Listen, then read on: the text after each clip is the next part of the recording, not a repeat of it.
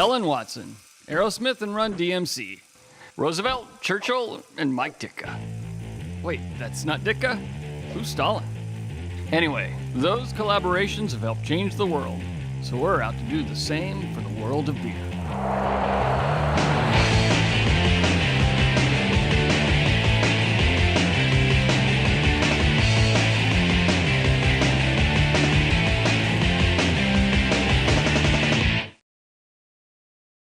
This time we're headed to the wilds of Scandinavia to brew a beer with our good friend Kjetil at Nygne Brewery in Grimstad, Norway. Kjetil not only has a love for great beer, but a love for food, friends, and terrifying nautical journeys.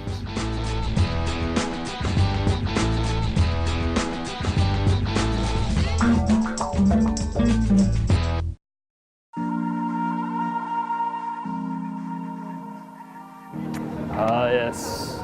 Mitch's hand-carried Southern California sage. Look at that. Kjetil's good friend and business partner Tore came to pick us and the sage up at the airport.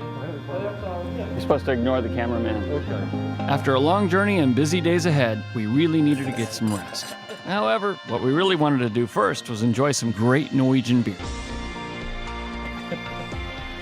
And what else? It's a little bit after 1 a.m. now. Beer is about that level. Melatonin has been consumed. Melatonin is a good thing. Are you experiencing general feelings of well-being, Mitch? Well-being? Oh, yes. Good night, and we hope you rest well. One of my fondest memories from my previous trip to Norway was going out with Kjetil on a relaxing boat trip fishing for mackerel. It was a spiritual experience. Man and sea as one, as the vast blue depths provided nourishment for the soul as well as for the body. I'd been looking forward to repeating this ever since the last time I'd visited. Kjetil must have had other plans. I now can't have children. Either Kjetil was trying to beat the ocean to death with the hull of his boat, or he felt we needed some Viking-style toughening at the hands of the Norwegian seas. My back hurt for 2 days after that from being bounced around on the boat. I'm really sorry about that. I think you coped very well. Finally, like a glimmering shaft of anal redemption. Wait, let's rewrite that. The sublime sanctuary of spine-saving grace. I could see the lighthouse. Ah, long Norwegian middays, the gathering of good friends, and the great outdoors over great beer on a lazy afternoon. This is one of life's rich rewards. The last time I was here, I had a very memorable dinner and tour with our good friend Knut, the lighthouse keeper. I was delighted to see that he'd stayed on the island, right where we left him, waiting for our return. I spied him prepping some mackerel down at the dock area, so I thought I'd bring him a glass of beer to say hello. When I clean mackerel, I get thirsty, so we brought you a beer. I would say that in English, welcome back. Considering it's Norwegian, you probably don't understand what he's saying, but it's actually turned out that because I brought Knut the beer, I've actually been deeded the lighthouse, and he's explaining that to everybody right now. Kjetil didn't tell us until we were at the top of the lighthouse that he was deathly afraid of heights. So I did what I could to set him at ease. I'm starting to sweat inside the palm of my hands by just listening to you. Oh, yeah? Yeah, that's how bad it is. I was not very happy up there. Does this make you nervous at all? When Greg put his leg over the fence, I just turned around. I was better off looking in a different direction.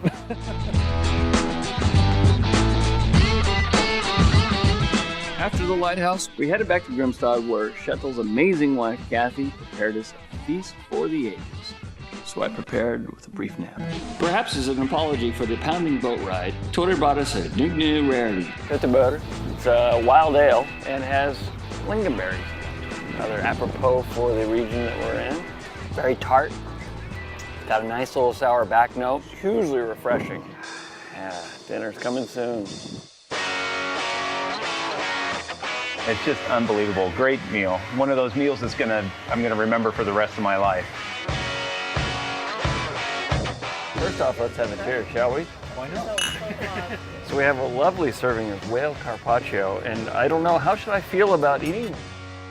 This is not a threatened whale species. That's what I was looking for, because I wanted to have... It's minke whale, and there's lots of it. It's what whale? Minke whale. Minke whale. Having never eaten whale, You know, I didn't know what would go with it. You know, it had that richness and that density of beef, but it had a seafood kind of thing to it as well. It was very interesting. I'm with Mitch. And now that I know that I'm not going to end up on Greenpeace's hit list, as the saying goes, when in Grimstad. So this is the Saison. Cheers. Steve, what are you pairing this with? Saltwater crayfish Okay. and mackerel. It's a crayfish. Really, it's like butter with some coconut and sort of sweetness to it. It is a great pairing as well. This is fun like it is. I'm okay for a momentary rest, as long as we don't take it too far. I promise we'll keep it food. And then Tuva said, let's do something interesting for our 100th brew. It's for us, it's not for the customers or public or anything. So I said, okay, let's try to make a dark double IPA. Oh, wow.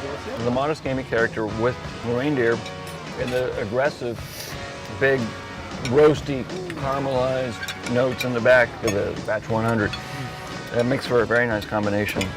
So apparently Norway only has one day of summer, and we were catching the tail end of it. I don't have a lot of meat on me. In the span of about 2 hours, we went from too hot for shirts to too cold for us fragile, temperate San Diegans. I was actually wondering if maybe we could move inside for the dessert course. Why are we moving inside? Because it's cold out here. Cheers.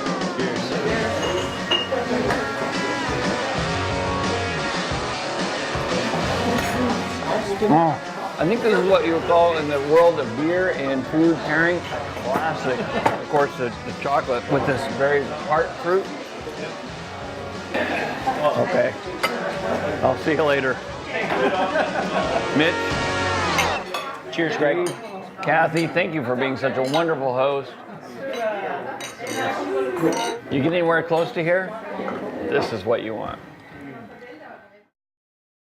Coming up next, we finally get to brew some beer, enjoy some more great Norwegian cuisine, and risk life and limb for the greatest photo op of all time.